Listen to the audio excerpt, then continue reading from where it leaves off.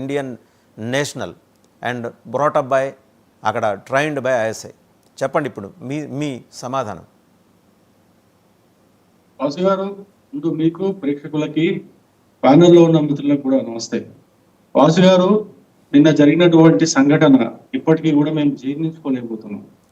నాకు తెలిసి అది ఎప్పటికీ కూడా నేను మాత్రం వ్యక్తిగతంగా జీర్ణించుకోలేకపోతున్నా. కానీ జీవితాంతం దాన్ని నేను గుర్తుపెట్టుకుంటా.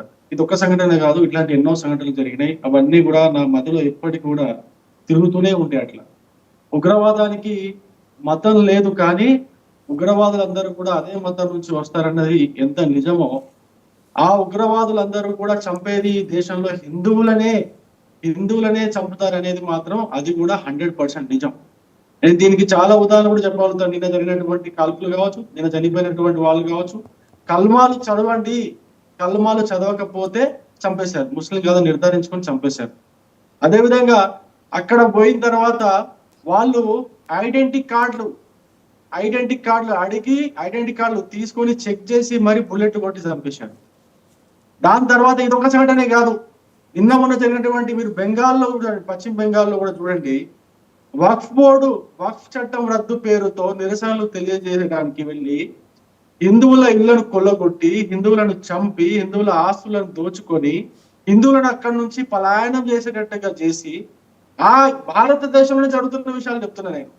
అంతకంటే ముందు చూడండి, అంతకంటే ముందు యూపీలో రామనవమికి ర్యాలీ తీస్తుంటే యువకులను కొట్టి చంపేశారు, ఆ జెండా లాక్కొని కొట్టి చంపేశారు. అదే యూపీలో రాముల వారి గుడిని, ఆంజనేయ స్వామి వారి గుడిని ఏ విధంగా ధ్వంసం చేశారో మీరు చూశారు. అదే కాదు, మీరు ఇక్కడ హైదరాబాద్ లో చూడండి, నిన్న మొన్న ముత్యాలమ్మ గుడిని, అదే ఉగ్రవాది కదా, అదే మతం నుంచి వచ్చిన ఉగ్రవాది కదా, ముత్యాలమ్మ గుడిని ఏ విధంగా ధ్వంసం చేశాడో, ఎంతగా వాళ్ళు అవమానించాడో చూశారు. అంతకంటే ముందు చూడండి, వరంగల్లో పూజారిని హత్య చేశారు, అదే మతం నుంచి వచ్చాడు కదా తను కూడా. వరంగల్లో పూజారిని హత్య చేసి మళ్ళీ పుచ్చాడు అని చెప్పేసి వాడి పేరు పెట్టారు. ఇదే తెలంగాణ రాష్ట్రంలో మళ్ళీ చూడండి, ఒక దళిత బిడ్డ ఒక ముస్లిం అమ్మాయిని పెళ్లి చేసుకుంటే వాడిని నడి రోడ్డు పైన నడికి చంపేశారు, అదే మతం నుంచి వచ్చాడు ఆ ఉగ్రవాది కూడా. ఈ విధంగా చెప్పుకుంటూ పోతే ఈ దేశంలో జరిగినటువంటి అన్ని దాడుల్లో, హిందువుల పైన జరిగినటువంటి ప్రతి ఒక్క దాడిలో పాల్గొన్నటువంటి వాళ్ళు ఆ మతం నుంచి వచ్చిన వాళ్ళే, ఆ మత ఉగ్రవాదం నుంచి పుట్టుకొచ్చిన వాళ్ళే. ఇన్ని సంవత్సరాల నుంచి జరుగుతుంది నేను చెప్పాను. ఒక్కసారి 90లోకి వెళ్దాం, కాశ్మీర్లో జరిగిందేంటి? కాశ్మీర్ పండిట్లని కూడా అక్కడ వాళ్ళని అమాయకాలు అనేటువంటి కాశ్మీర్ పండిట్లని వాళ్ళని చంపి మానభంగాలు చేసి వాళ్ళని గురి వేసి ఏ విధంగా అక్కడ నుంచి వాళ్ళని లక్షల మంది కాశ్మీర్ పండిట్లు ఏ విధంగా అక్కడ నుంచి తరలి వెళ్ళిపోయేట్టు చేశారో మీరు చూశారు. అంతేకాదు మీరు కేరళలో చూడండి, అంతేకాదు మీరు ఇక్కడ ఇటు పక్క పోతే మీరు రాజస్థాన్ లో చూడండి, పంజాబ్ లో చూడండి, అనేక సంఘటనలు ఉన్నాయి. ఇన్ని సంఘటనలు హిందువుల పైనే ఆ మతం నుంచి వచ్చినటువంటి ఉగ్రవాదులే. నేను మళ్ళీ ఉగ్రవాదులు అంటే కేవలం ఆయుధాలు పట్టుకున్న వాళ్ళే కాదు, ఆయుధాలు లేకుండా గుంపులుగా పందులాగా వచ్చి హిందువుల ఆస్తులను కొల్లగొట్టి హిందువులను చంపినటువంటి అనేక సంఘటనలు ఉన్నాయి. ఇవన్నీ కూడా అదే మతం నుంచి పుట్టుకొచ్చిన వాళ్ళు ఉన్నారు. నేను అడుగుతున్నా, 90వ దశకం అంతకు ముందు కూడా జరిగినాయి బాంబ్ బ్లాస్టులు, అంతకు ముందు కూడా జరిగినాయి అనేక రకాలైనటువంటి మారణ హోమాలు. మరి ఈ ముస్లిం సమాజం, ఈ మేధావులు, ఈ ప్యానెల్లో ఉన్నటువంటి ముస్లిం మేధావులు మరి ఏం చర్యలు తీసుకున్నారు? ఎట్లా ఏ విధంగా ఈ డిసౌంట్ చేసుకున్నారు? ఎందుకు ఆగట్లేదు? మరి ఎందుకు తగ్గట్లేదు? 40-50 సంవత్సరాల చరిత్ర చెప్పానే ఇప్పటి వరకు. అంతకు ముందు వెళ్ళండి, స్వతంత్రానికి ముందు వెళ్ళండి, స్వతంత్రం తర్వాత కూడా వెళ్ళండి, అక్కడ చనిపోయింది హిందువులే కదండి, చంపింది ఒక మతం నుంచి వచ్చిన ఉగ్రవాదులే కదండి.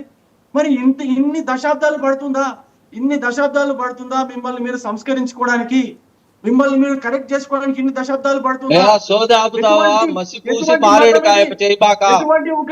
చచ్చింది హిందువులు కాదు,